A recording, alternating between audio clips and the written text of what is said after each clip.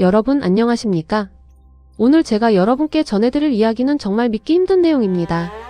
아니, 어쩌면 믿고 싶지 않은 이야기일지도 모르겠습니다. 최근 우리 대한민국 군부대와 정부기관에 한 통의 이메일이 도착했습니다. 겉보기엔 평범한 업무 메일이었죠. 발신자는 실제 존재하는 군 장교의 이름이었고 첨부된 신분증 사진도 완벽했습니다. 하지만 이 모든 게 가짜였습니다. 그것도 인공지능이 만들어낸 완벽한 거짓이었죠. 지금 여러분이 보고 계신 화면 속 얼굴, 이게 진짜일까요? 아니면 AI가 만든 가짜일까요? 놀랍게도 우리는 더 이상 구분할 수 없는 시대에 살고 있습니다. 2024년 북한 영계 해킹 조직 킴스키가 딥페이크 기술을 이용해 우리 군 내부 정보를 빼내려 했다는 사실이 국가정보원을 통해 공식 확인됐습니다. 이건 단순한 해킹이 아닙니다. 보이지 않는 전쟁이죠. 오늘 이 영상에서는 그 충격적인 실체를 낱낱이 파헤쳐 보겠습니다. 시작하기 전에 작은 부탁 하나 드려도 될까요? 이 영상이 도움이 되신다면 구독 버튼과 좋아요 버튼 꾹 눌러주십시오. 여러분의 작은 응원이 더 좋은 콘텐츠를 만드는 큰 힘이 됩니다. 알림 설정까지 해두시면 새로운 소식을 가장 빠르게 받아보실 수 있습니다. 그럼 지금부터 본격적으로 이야기를 시작해보겠습니다. 자, 먼저 이 사건의 시작을 살펴볼까요? 2024년 봄, 우리 군 내부 보안 시스템에서 이상 징후가 포착됐습니다. 평소와 다른 패턴의 접근 시도가 계속 감지됐죠. 처음엔 단순한 시스템 오류인 줄 알았습니다. 하지만 국군사이버사령부와 국가정보원이 합동으로 조사에 착수하면서 엄청난 사실이 드러나기 시작했습니다. 해커들은 실존하는 군 장교와 공무원의 신분을 도용했습니다. 그런데 이게 보통 신분 도용이 아니었어요. 과거처럼 단순히 이름과 생년월일을 훔쳐 쓰는 수준이 아니었습니다.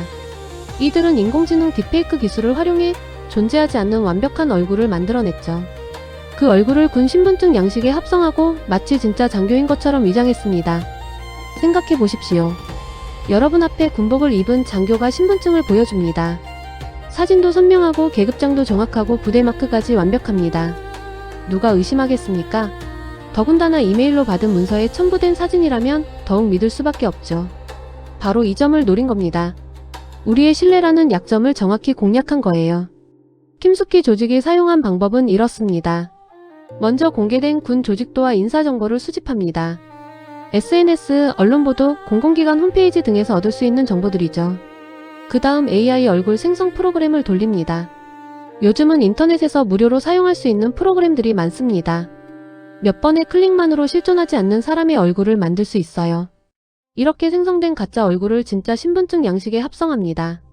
여기서 놀라운 건 그 정교함입니다. 단순히 얼굴만 바꾸는 게 아닙니다. 증명사진 특유의 배경색, 조명, 해상도, 심지어 홀로그램 효과까지 완벽하게 재현했죠. 전문가가 아니면 진위를 구분하기 정말 어렵습니다. 이렇게 만들어진 가짜 신분증은 이메일 첨부 파일로 전송됩니다. 본인 확인을 위해 신분증을 첨부합니다. 라는 문구와 함께요. 받는 사람 입장에서는 상대방이 신원을 증명하려 노력하는 것처럼 보입니다. 오히려 더 믿음이 가는 거죠.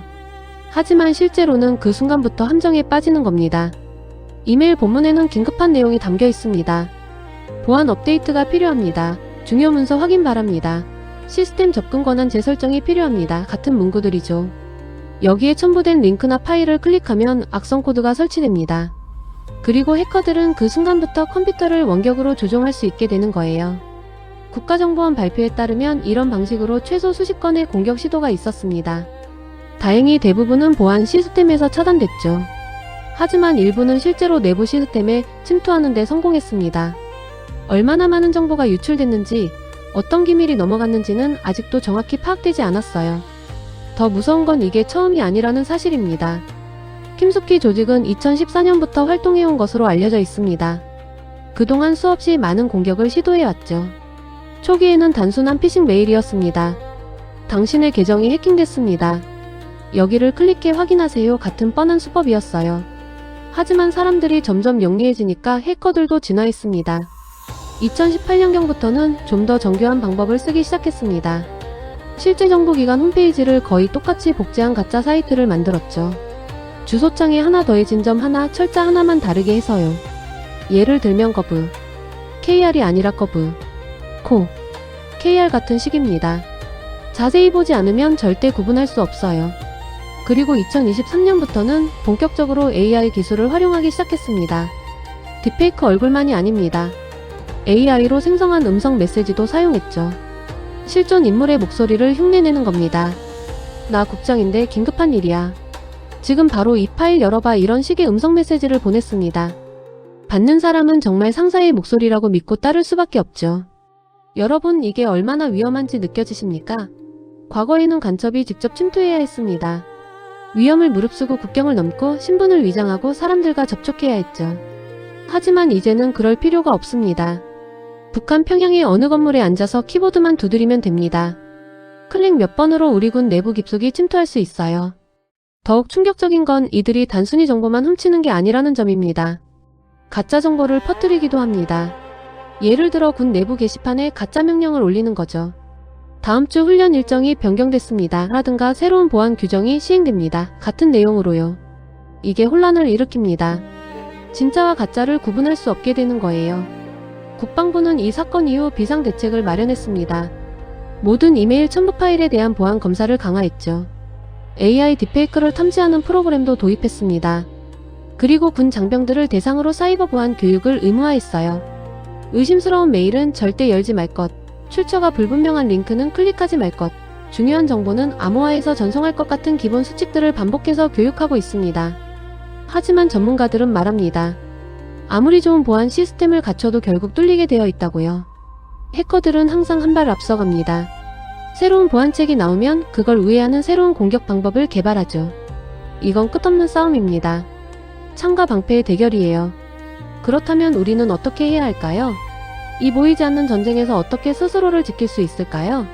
일단 가장 중요한 건 의심입니다. 무조건적인 신뢰는 금물이에요. 아무리 그럴듯해 보여도 한 번 더 확인하는 습관이 필요합니다. 예를 들어 상사나 동료로부터 이메일을 받았다고 칩시다. 평소와 조금이라도 다른 점이 있다면 직접 전화로 확인해보세요. 이메일 보낸 거 맞나요?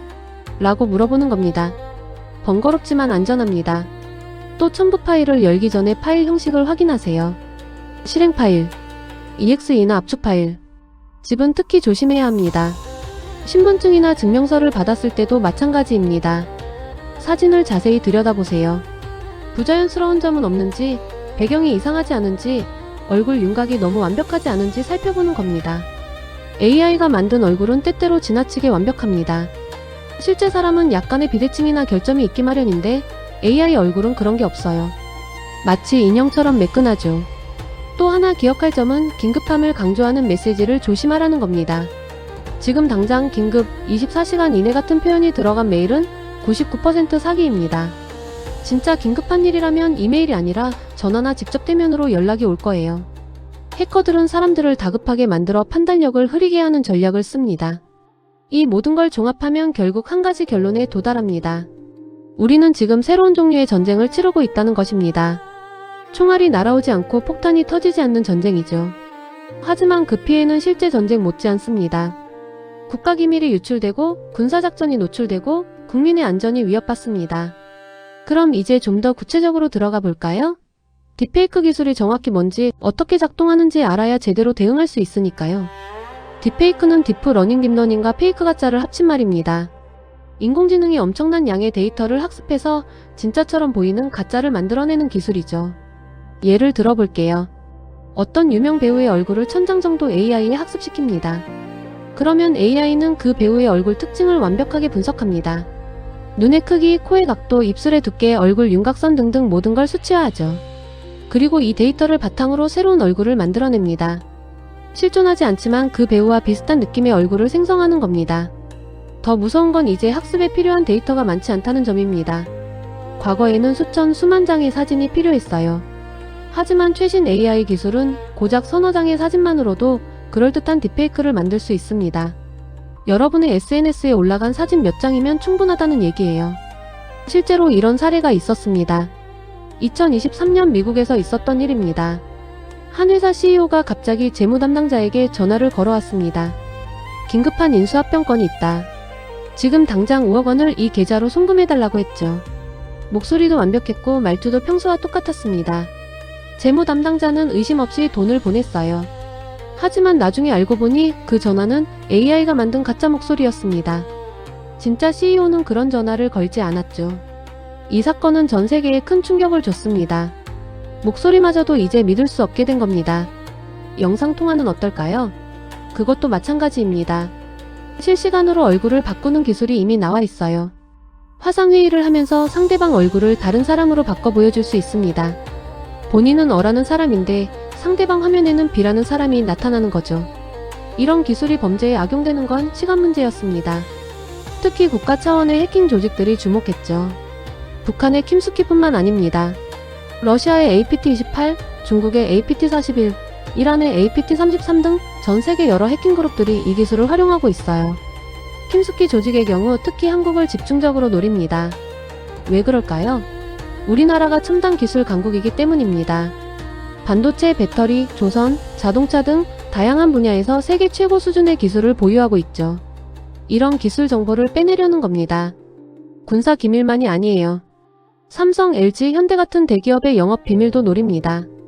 실제로 국정원 발표에 따르면 최근 3년간 북한 해킹 조직의 공격 시도가 300% 이상 증가했습니다. 그중 절반 이상이 딥페이크나 AI 관련 기술을 사용했죠. 이건 단순한 통계 숫자가 아닙니다. 우리가 매일 마주하는 현실이에요. 자, 그럼 킴스키가 실제로 어떤 방식으로 공격하는지 구체적인 시나리오를 하나 살펴볼까요? 먼저 타깃을 정합니다. 예를 들어 국방부 산하연구소의 연구원 어씨라고 합시다. 어씨에 대한 정보를 수집합니다. 학력, 경력, SNS 활동, 논문, 학회 발표 등 공개된 모든 정보를 긁어 모으죠. 다음은 어씨와 관련된 사람들을 파악합니다. 같은 연구소 동료, 대학 동기, 학회 지인 등이죠. 이 중에서 가장 신뢰할 만한 사람을 고릅니다.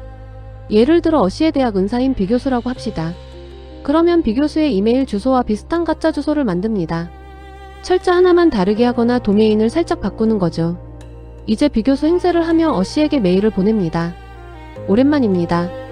요즘 어떻게 지내십니까? 제가 새로운 연구 프로젝트를 진행 중인데 자문을 구하고 싶습니다.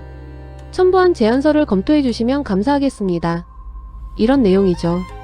메일 문체도 B 교수의 평소 말투와 비슷하게 작성합니다. 과거 이메일이나 논문을 분석해서요. 첨부 파일에는 악성 코드가 심어져 있습니다. 하지만 겉으로는 멀쩡한 PDF 문서로 보입니다. 어씨는 존경하는 은사님의 부탁이니 당연히 파일을 열어보죠. 그 순간 컴퓨터가 감염됩니다. 해커들은 이제 어씨의 컴퓨터를 마음대로 조종할 수 있어요. 파일을 열어보고 이메일을 읽고 심지어 카메라와 마이크를 켜서 엿들을 수도 있습니다. 더 나아가면 어씨의 아이디와 비밀번호를 빼냅니다. 그걸로 연구소 내부 시스템에 접속하죠. 여기서부터는 정말 위험합니다. 기밀 문서를 다운로드하고 연구 데이터를 복사하고 심지어 시스템을 파괴할 수도 있어요. 이 모든 게 어씨가 눈치채지 못하는 사이에 일어납니다. 이게 끝이 아닙니다. 어씨의 신분으로 다른 동료들에게 이메일을 보냅니다. 여러분, 보안 정책이 업데이트 됐습니다. 첨부한 프로그램을 설치해주세요. 이런 식으로요. 한 명이 감염되면 그걸 발판 삼아 조직 전체로 퍼져나가는 겁니다. 마치 바이러스처럼요. 실제로 2023년 어느 방산 업체에서 이런 일이 있었습니다. 한 직원의 컴퓨터가 해킹당한 후 회사 전체 네트워크가 마비됐죠. 수백 기가바이트의 설계 도면과 기술 자료가 유출됐습니다. 피해액만 수천억 원으로 추정됩니다. 하지만 더 큰 문제는 우리 무기 체계의 약점이 적에게 노출됐다는 점입니다. 돈으로 환산할 수 없는 손실이죠. 여러분, 이게 딥페이크 간첩의 실체입니다. 영화나 소설 속 이야기가 아닙니다. 지금 이 순간에도 일어나고 있는 현실이에요. 그리고 피해자는 군이나 정부만이 아닙니다. 일반 기업도 심지어 개인도 타깃이 될 수 있어요. 예를 들어 보이스피싱을 생각해보세요. 과거에는 엄마 나야 사고 났어 돈 좀 보내줘 이런 수법이었죠. 목소리가 낯설어서 많은 분들이 의심했습니다. 하지만 이제는 AI가 실제 자녀의 목소리를 완벽하게 흉내냅니다. 여러분 자녀가 SNS에 올린 동영상 몇 개면 충분해요.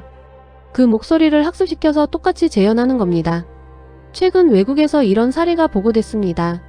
한 노모가 딸로부터 전화를 받았습니다. 엄마, 나 지금 큰일 났어. 교통사고를 냈는데 합의금이 필요해. 빨리 돈을 보내줘. 목소리가 너무 똑같아서 어머니는 의심하지 않았죠. 급히 은행에 가서 전 재산을 송금했습니다. 나중에 진짜 딸에게 전화했더니 그런 일이 없었다는 거예요. 어머니는 평생 모은 돈을 하루아침에 잃었습니다. 이런 일이 우리나라에서도 벌어질 수 있습니다. 아니, 이미 벌어지고 있을지도 모릅니다. 경찰청 통계에 따르면 신종 보이스피싱 피해가 급증하고 있다고 해요. 전통적인 수법은 줄어드는데 새로운 유형의 사기가 늘고 있다는 겁니다. 전문가들은 이 중 상당수가 AI 기술을 활용한 것으로 추정하고 있어요. 그렇다면 우리 정부와 기업들은 어떤 대응을 하고 있을까요? 국가정보원은 AI 딥페이크 탐지 시스템을 개발했습니다. 이메일에 첨부된 사진이나 동영상을 자동으로 분석해서 조작 여부를 판별하는 거죠.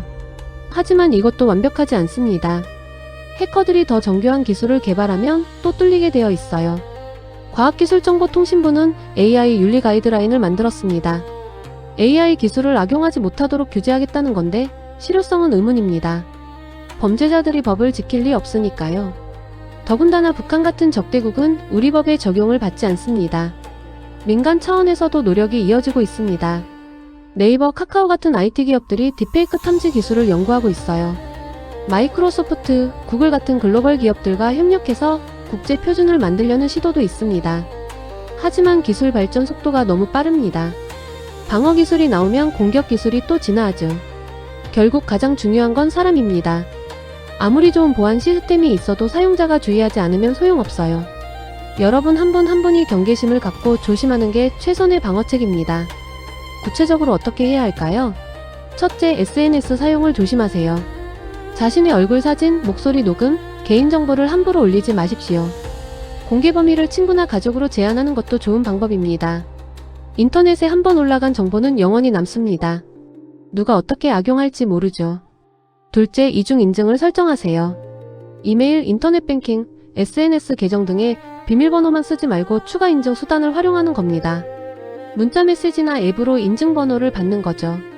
이렇게 하면 해커가 비밀번호를 알아내도 쉽게 뚫지 못합니다. 셋째, 정기적으로 비밀번호를 바꾸세요. 귀찮더라도 3개월에 한 번씩은 바꾸는 게 좋습니다. 그리고 여러 사이트에 같은 비밀번호를 쓰지 마세요. 한 곳이 뚫리면 다 뚫리게 됩니다. 비밀번호 관리 앱을 사용하는 것도 좋은 방법입니다. 넷째, 수상한 메시지는 무시하세요. 아무리 급하다고 해도 일단 멈추고 생각해보는 겁니다. 정말 신뢰할 수 있는 발신자인지, 내용이 평소와 다르지 않은지 확인하세요. 조금이라도 의심스러우면 직접 전화해서 물어보는 게 안전합니다. 다섯째, 가족들과 암호를 정해두세요. 예를 들어 정말 급한 일이면 우리 강아지 이름을 말해라고 미리 약속하는 거죠. 그러면 AI가 아무리 목소리를 흉내내도 암호를 모르니 속일 수 없습니다. 간단하지만 효과적인 방법입니다. 여섯째, 컴퓨터와 스마트폰에 백신 프로그램을 설치하세요. 그리고 항상 최신 버전으로 업데이트하세요.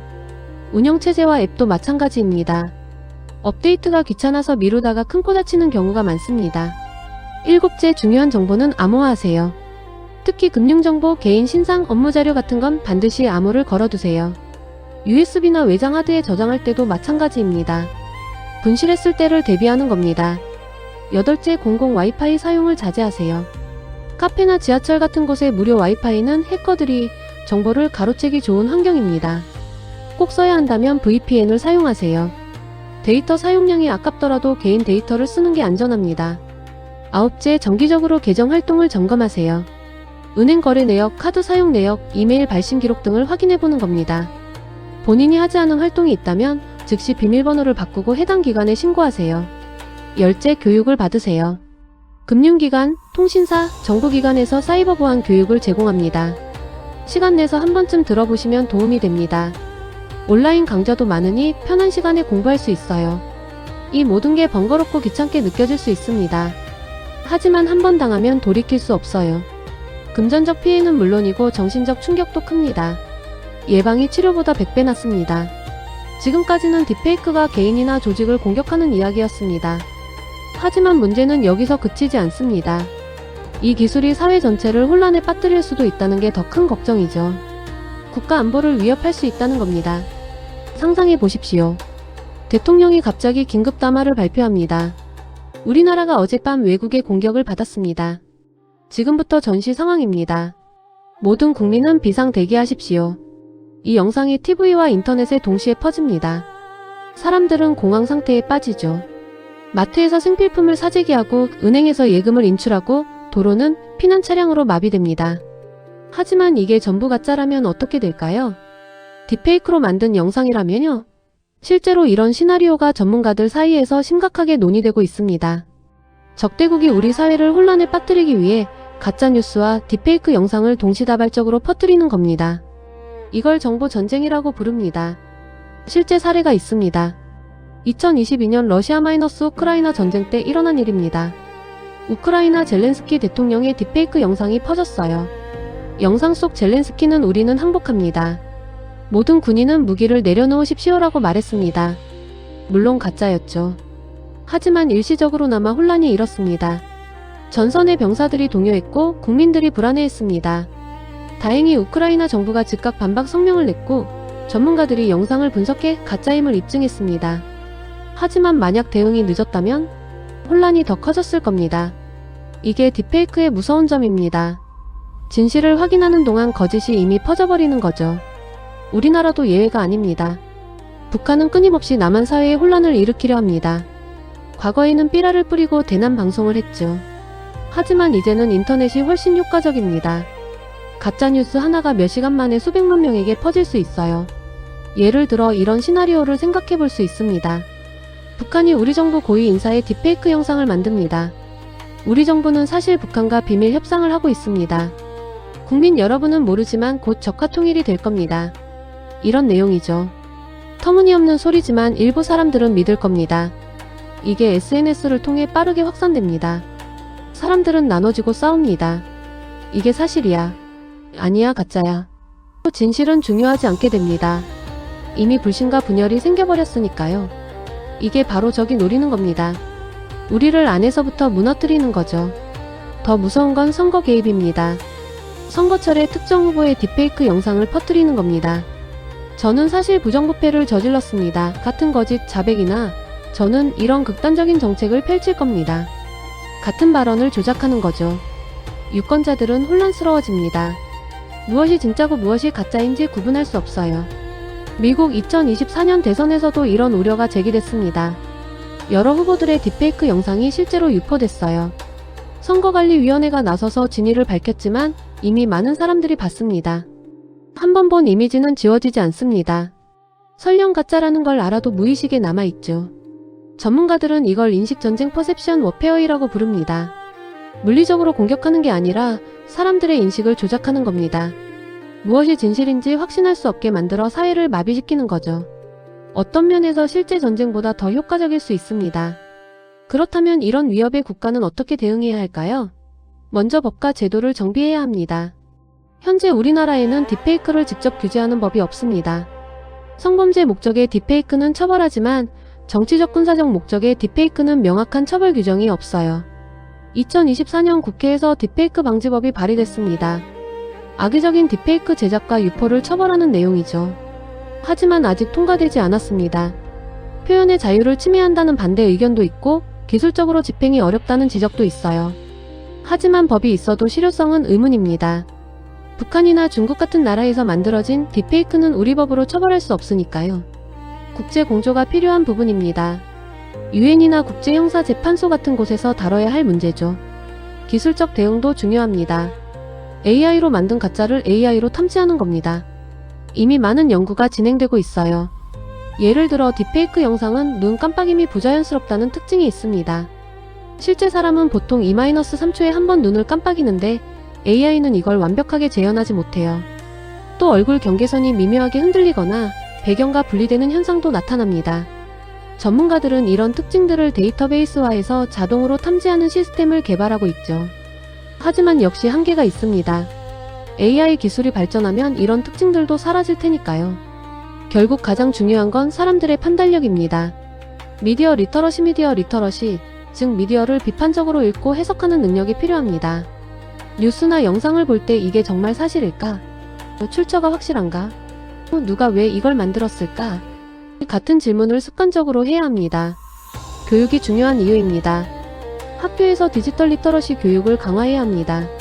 어렸을 때부터 가짜뉴스를 구분하는 법, 정보의 출처를 확인하는 법, 비판적으로 사고하는 법을 가르쳐야 해요.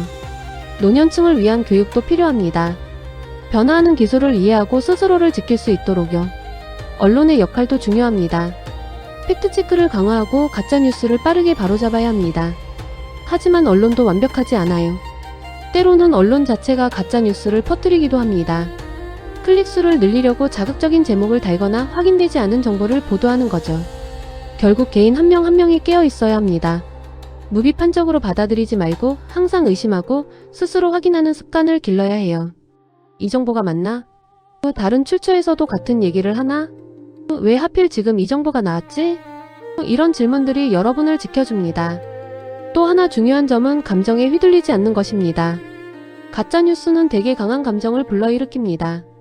분노, 공포, 혐오 같은 것들이죠. 이런 나쁜 놈들. 우리가 위험해. 저 사람들은 적이야. 이런 감정이 들 때가 바로 조심해야 할 때입니다. 한 발짝 물러서서 냉정하게 생각해보세요. 내가 지금 조작당하고 있는 건 아닐까? 누군가 나를 화나게 만들려는 건 아닐까? 이렇게 자문하는 겁니다.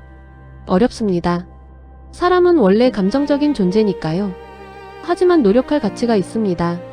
친구나 가족과 대화하는 것도 도움이 됩니다. 이 뉴스 봤어?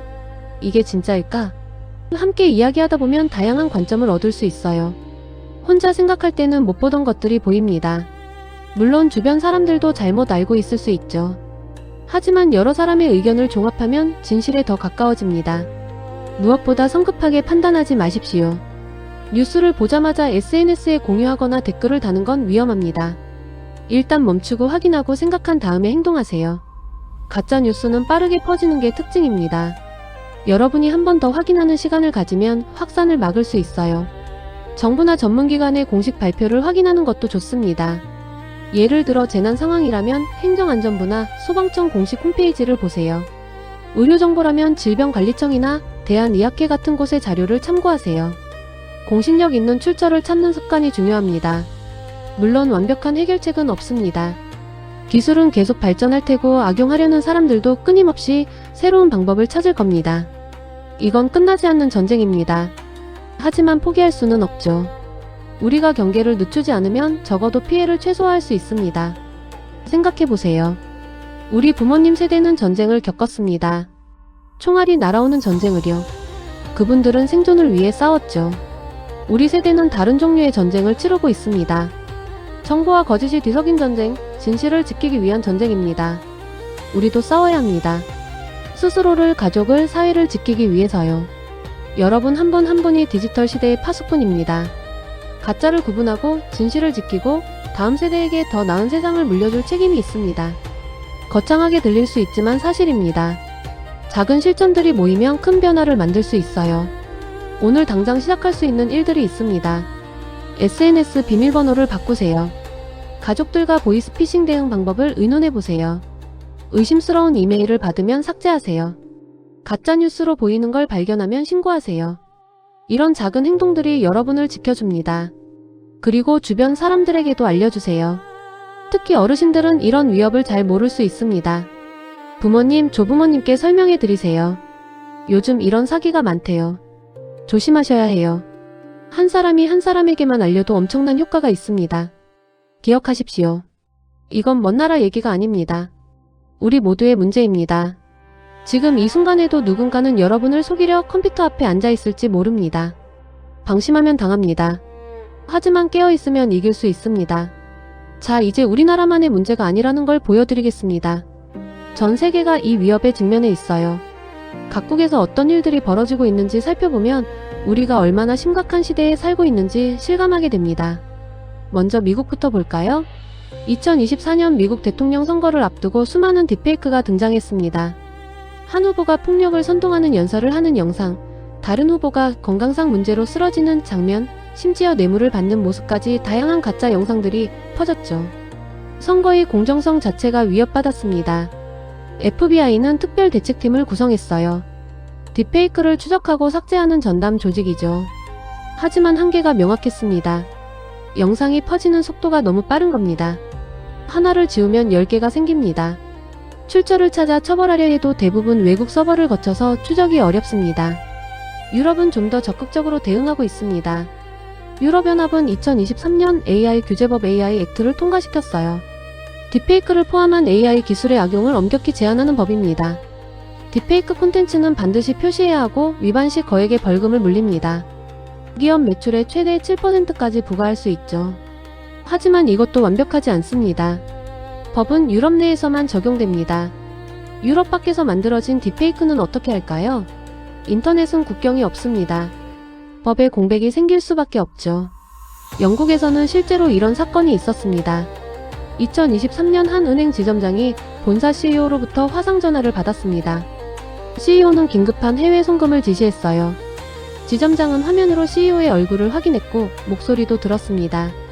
의심할 여지가 없어 보였죠. 그는 2천만 파운드 약 340억 원을 송금했습니다. 나중에 알고 보니 그 화상 전화는 실시간 딥페이크였습니다.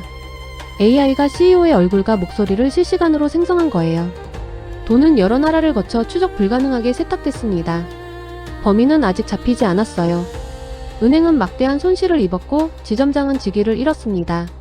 일본도 비슷한 문제를 겪고 있습니다.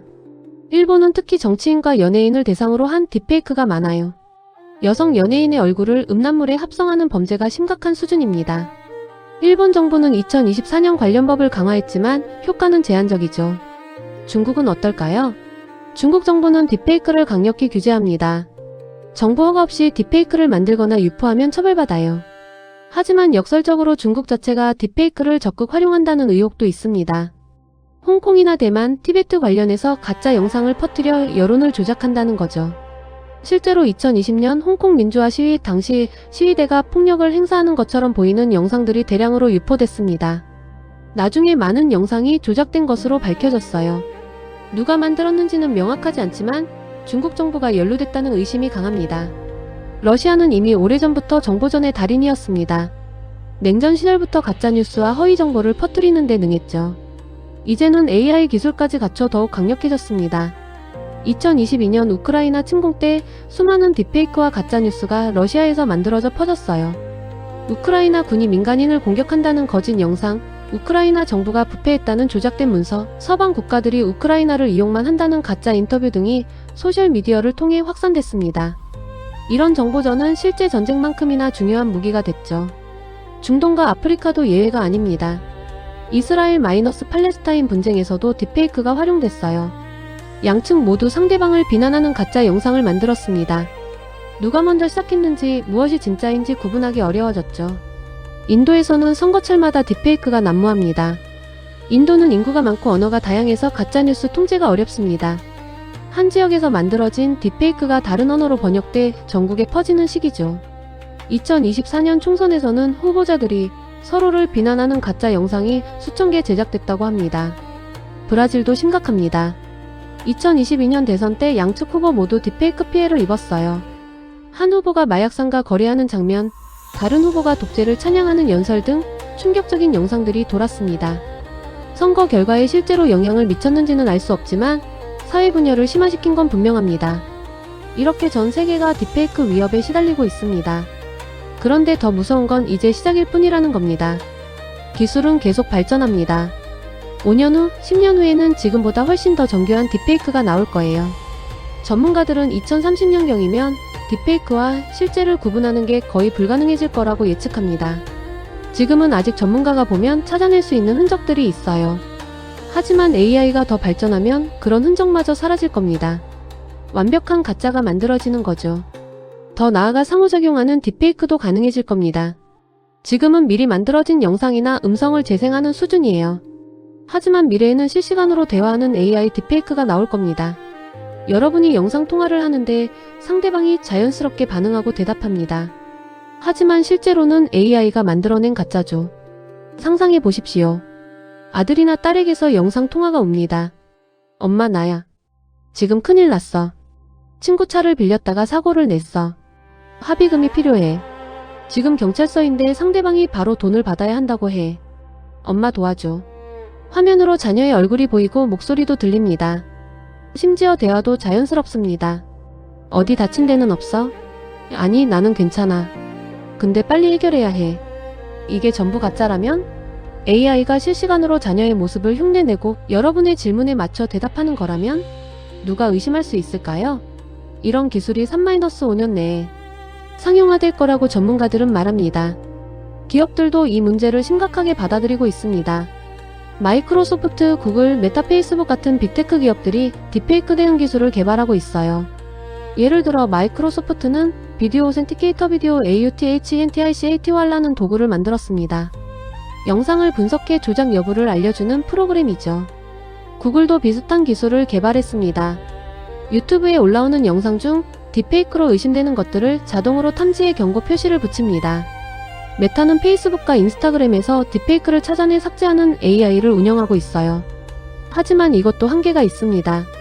딥페이크를 만드는 AI와 탐지하는 AI가 서로 경쟁하는 구조예요. 한쪽이 발전하면 다른 쪽도 발전합니다. 끝없는 군비 경쟁 같은 거죠. 누가 이길지 알 수 없습니다.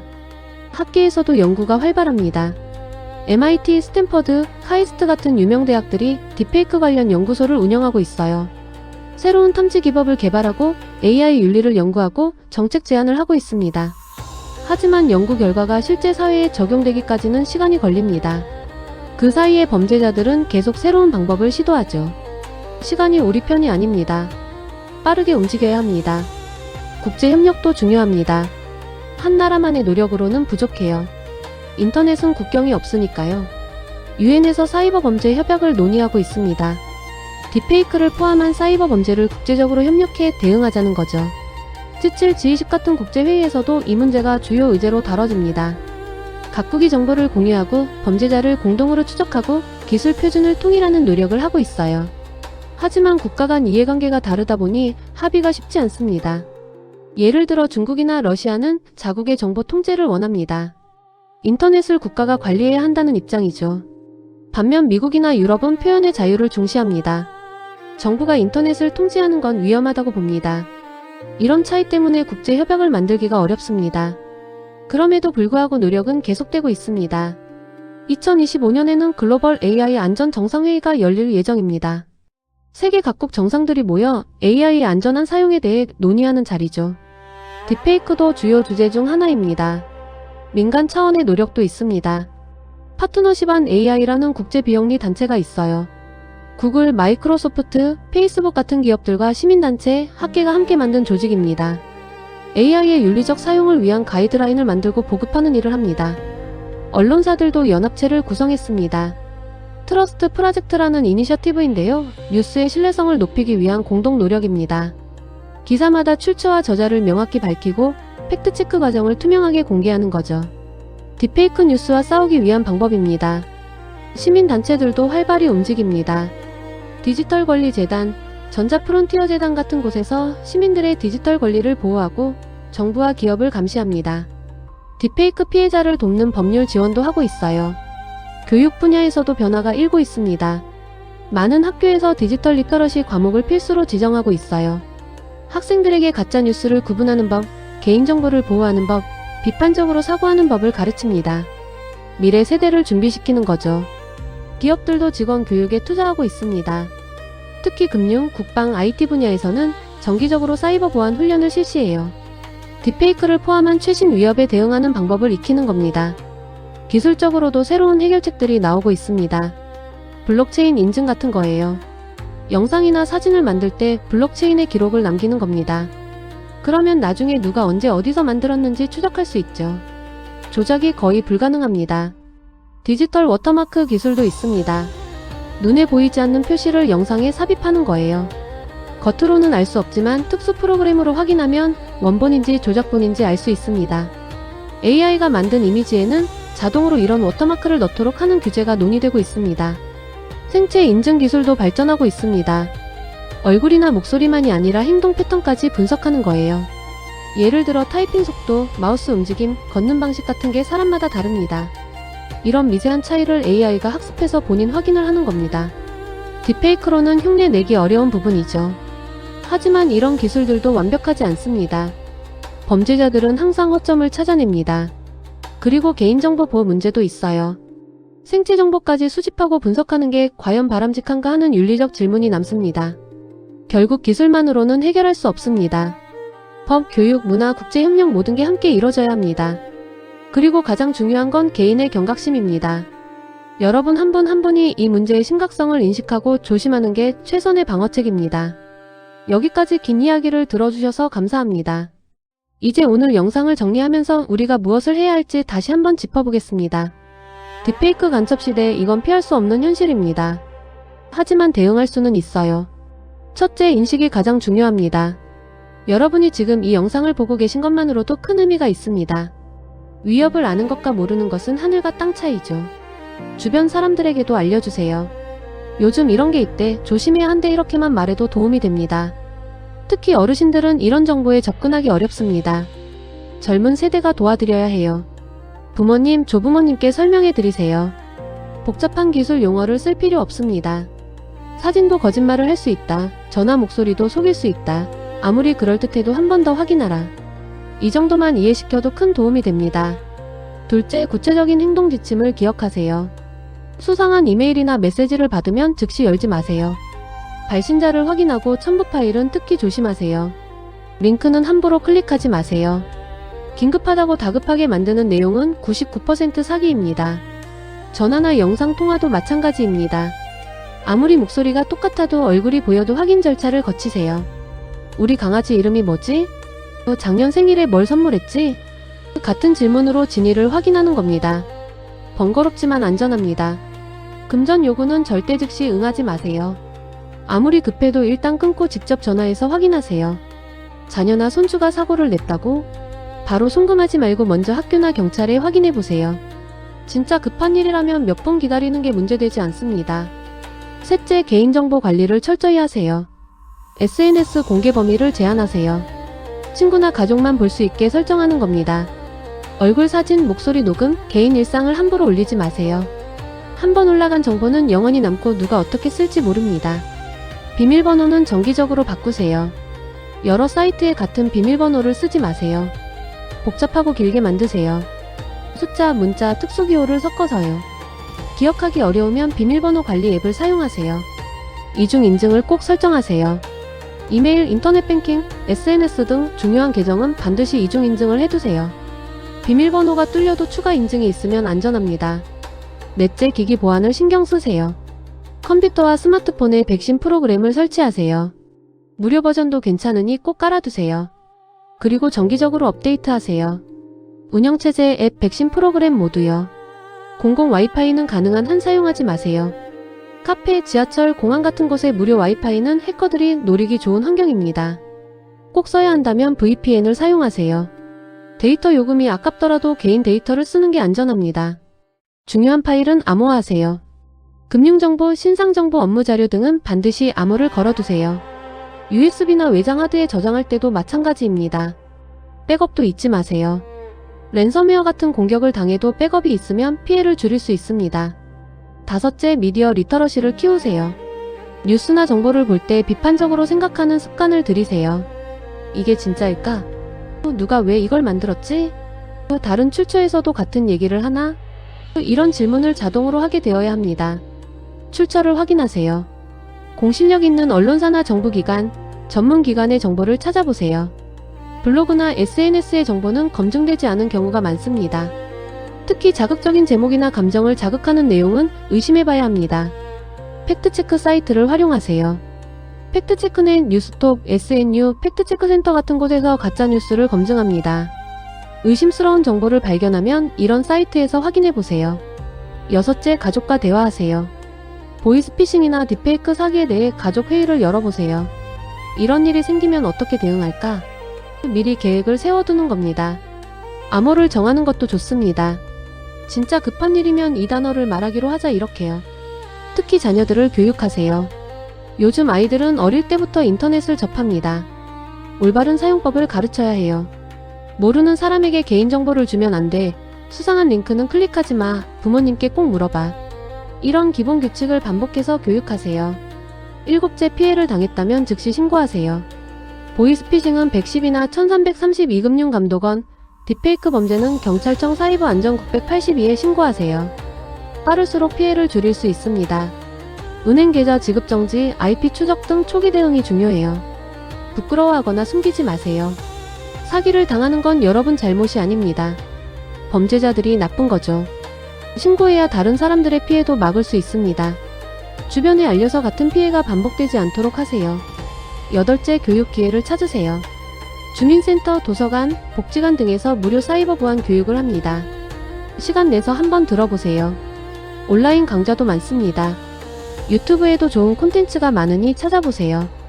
금융기관에서도 교육을 제공합니다. 여러분이 거래하는 은행 홈페이지에 가보세요. 보이스피싱 예방, 안전한 인터넷 뱅킹 사용법 같은 자료들이 있습니다. 읽어보시고 실천하세요. 아홉째, 기술을 두려워하지 마세요. AI가 무섭다고 기술을 멀리하면 안 됩니다. 오히려 더 알아야 해요. 적을 알아야 싸울 수 있으니까요. 딥페이크가 뭔지, 어떻게 작동하는지 이해하면 대응하기 쉬워집니다. 긍정적인 면도 있습니다. AI 기술이 나쁜 목적으로만 쓰이는 건 아니에요. 의료, 교육, 예술 등 많은 분야에서 인류에게 도움을 줍니다. 문제는 기술 자체가 아니라 악용하는 사람들입니다.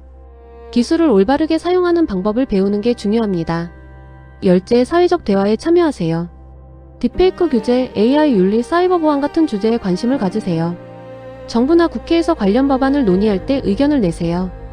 국민청원, 의원 면담, 공청회 참여 등 다양한 방법이 있습니다. 투표할 때도 이런 문제를 고려하세요. 후보자들의 사이버 보안 정책, AI 규제 방안을 살펴보세요. 이런 이슈를 중요하게 생각하는 정치인을 지지하세요. 정치가 먼 얘기 같지만 결국 우리 삶에 직접적인 영향을 미칩니다. 11번째, 희망을 잃지 마세요. 지금까지 이야기가 너무 무섭게 들렸을 수도 있습니다. 세상이 위험하고 아무도 믿을 수 없다는 느낌을 받으셨을지도 모르겠습니다.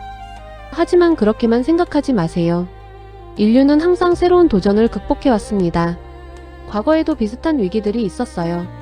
컴퓨터 바이러스가 처음 나왔을 때, 인터넷 사기가 등장했을 때 사람들은 똑같이 걱정했습니다. 하지만 우리는 대응 방법을 배웠고 시스템을 개선했고 결국 이겨냈습니다. 이번에도 마찬가지입니다. 딥페이크는 새로운 위협이지만 극복할 수 없는 건 아닙니다. 전 세계 수많은 사람들이 해결책을 찾고 있어요.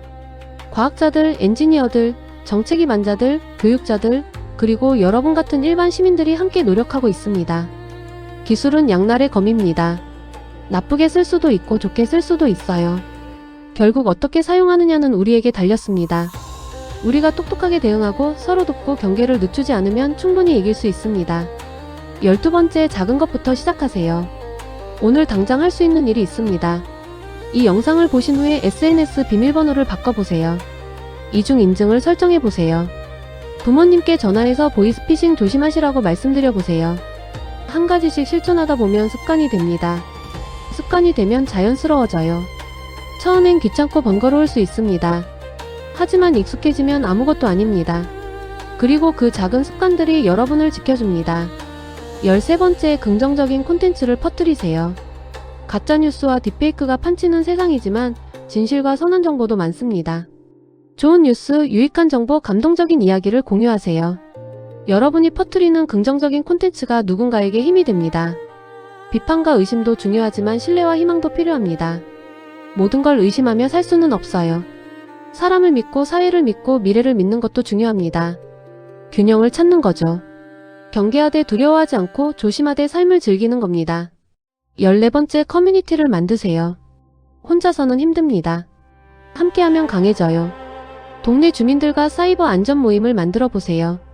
온라인 커뮤니티에 가입하세요. 정보를 공유하고 서로 돕고 의지하는 겁니다. 특히 어르신들을 위한 모임이 필요합니다. 실버 사이버 안전교실 같은 걸 만들어 보세요. 주민센터나 복지관에 제안하면 지원을 받을 수도 있습니다. 젊은 세대가 어르신들을 가르치고 어르신들은 경험과 지혜를 나눠주는 세대 간 협력이 중요합니다. 15번째, 인내심을 가지세요. 변화는 하루아침에 오지 않습니다.